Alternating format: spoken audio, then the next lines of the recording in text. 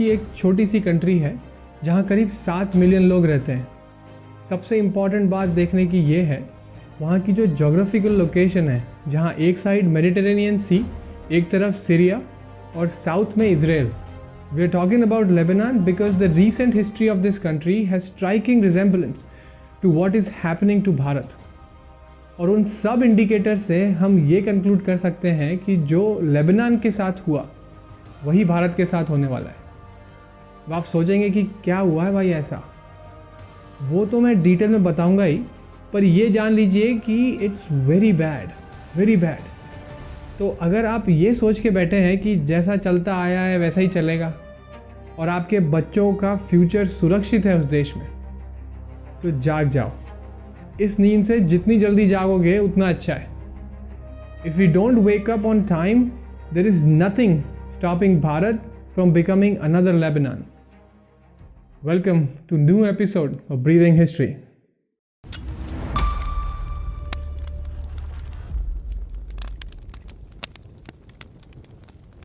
1956 तक लेबनान में Maronite Christian majority में थे, approximately 54% of the population.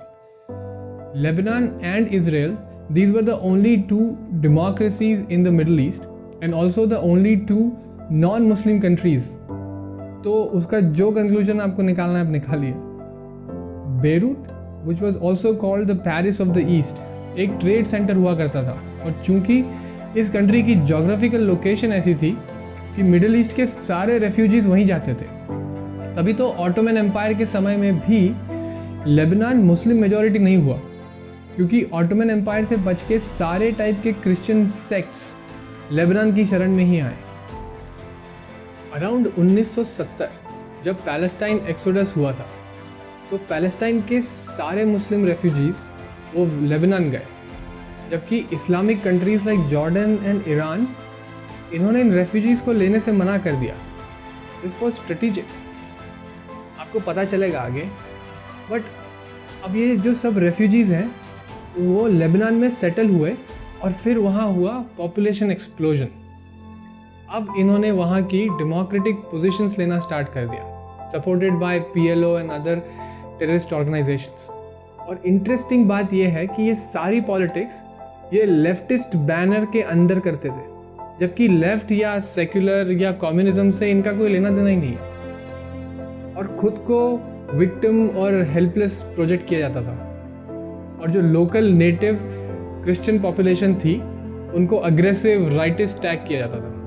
I hope आपको एक स्केरी सिमिलैरिटीज दिख रही होंगी, आगे और भी डरावना है। 1975 आते आते मुस्लिम पॉपुलेशन हो गई थी 44%। तब यहाँ सिविल वॉर स्टार्ट हो गया। इस टाइम क्रिश्चियन पॉपुलेशन थी 54%। Let me keep this number on the screen right here. Civil war खत्म हुआ 1990 में और तब मुस्लिम पॉपुलेशन हो गई थी 54% और क्रिश्चियन पॉपुलेशन थी 40%। इसका कारण था इंटरनल पॉपुलेशन एक्सप्लोजन, पड़ोसी देशों से इल्लीगल इन्फिल्ट्रेशन और क्रिश्चियंस का मास जेनोसाइड। 1991 तक लेबनान में डेमोक्रेसी पूरी तरह खत्म हो गई थी और हिजबुल्लाह, हमास और PLO जैसे टेररिस्ट ऑर्गेनाइजेशंस वहां से अपना काम करने लगे थे। सिर्फ 15 साल लगे लेबनान को एक फ्लरिशिंग डेमोक्रेसी से टेररिस्ट ऑर्गेनाइजेशंस का ट्रेनिंग कैंप बनाने में। अब इससे भारत का क्या लेना देना है वो देखते हैं, और वो समझने के लिए अगर मैं आपको कुछ 4 स्ट्राइकिंग सिमिलैरिटीज ही बता दूं जो वहाँ के लोकल क्रिश्चियंस ने किया था और हम कर रहे हैं आज भारत में, तो आप खुद ही समझ जाएंगे कि भारत में आने वाले समय में क्या हो सकता है। जो वो कर रहे हैं वो बहुत प्रेडिक्टेबल है। Let's see. The first one is they let refugees in. तो पैलेस्टाइन और जॉर्डन से रेफ्यूजीज आ रहे थे, लीगल और इल्लीगल दोनों। उन्होंने बोला अरे बेचारे रेफ्यूजीज हैं, शेल्टर चाहिए, ह्यूमैनिटेरियन ग्राउंड्स पर आने दिया, कुछ गलत नहीं किया ऊपर ऊपर तो। और ये तो एक लंगर जैसा डाला था। इससे फिर दूसरी टेररिस्ट ऑर्गेनाइजेशंस को रास्ता मिला अंदर आने का। बस ऐसे ही करते करते पूरी डेमोग्राफी चेंज हो गई। कंट्री के अंदर और बाहर दोनों तरफ से अटैक होने लगे। और ये एग्जैक्टली भारत में भी हो रहा है।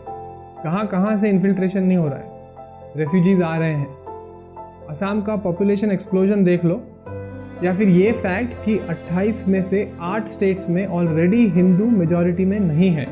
लेबनान में एक सिटी में रहने वालों को लगता था कि ये दूसरी सिटी में कुछ वायलेंस हो गया, छुटपुट इधर उधर के कुछ वायलेंट इंसिडेंसेस हैं।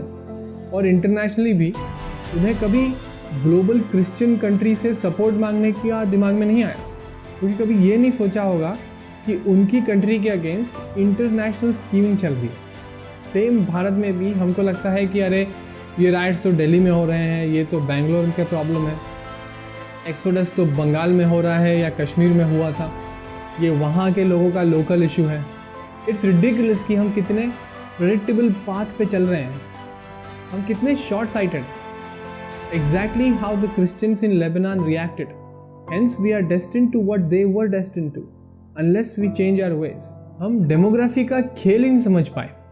Population growth is a very important parameter जिसपे ना लेबनान के क्रिश्चियंस ने ध्यान दिया था और ना भारत के हिंदूज ध्यान दे रहे हैं। हमारा ध्यान के काय पे है, हम दो हमारे दो, या फिर ये सेंट्रल मिनिस्टर ने स्पेलिंग मिस्टेक कर दी ट्विटर पर, या फिर एक एडिटेड वीडियो सदगुरु का जिसमें उन्होंने ऐसा क्यों बोल दिया।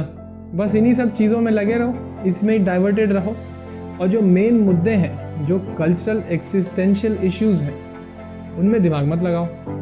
वहाँ के टेररिस्ट ग्रुप्स जैसे हिजबुल्लाह को नेबर सीरिया से कंटिन्यूसली सपोर्ट मिलता था, पैसा, इंटेलिजेंस, आर्म्स और जो भी रिसोर्सेज लगते थे। उधर जॉर्डन से कंटिन्यूसली इमिग्रेंट्स आते थे जो डेमोग्राफिकली हेल्प करते थे। भारत के पास भी पाकिस्तान और बांग्लादेश जैसे देश हैं जो कंटिन्यूसली टेररिस्ट ऑर्गेनाइजेशंस को सपोर्ट करते हैं और एक्सेसिव इलीगल इमिग्रेशन भी करते हैं। तो हमारे पास इतना सॉलिड एग्जाम्पल है लेबनान का। वहाँ जो हुआ है भारत में भी वो हो रहा है, और उस पर वहाँ की नेटिव पॉपुलेशन ने जैसा जैसा रिएक्ट किया था, हम भी वैसा ही रिएक्ट कर रहे हैं। तो स्वाभाविक है उनके साथ जो हुआ हमारे साथ भी वो हो सकता है। जेनोसाइड, एक्सोडस और एंड में death of democracy.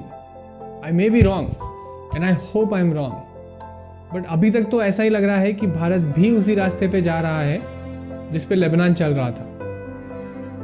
But at the same time ऐसा लग रहा है कि कहीं ना कहीं थोड़ी होप है, लोग जाग रहे हैं, अवेयर हो रहे हैं। So good to see people coming out and saying things like हमको हमारे फेस्टिवल्स मनाना मत सिखाओ।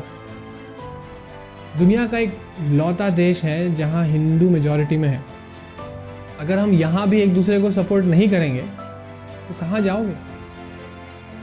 Enough is enough. There is a noise of positive change. Let's make it louder, let's make it heard. Jai Hind, जय Bharat. If you like our work, please like, comment and subscribe to our channel. And don't forget to press the bell icon and share with your friends and family. This gives us a lot of encouragement and motivation. This is high time for us to unite, so please come and join the cause by filling out the Google form in the description below. And also, if you have any suggestions, please leave them in the comments below. Thank you for watching and see you in the next episode of Breathing History.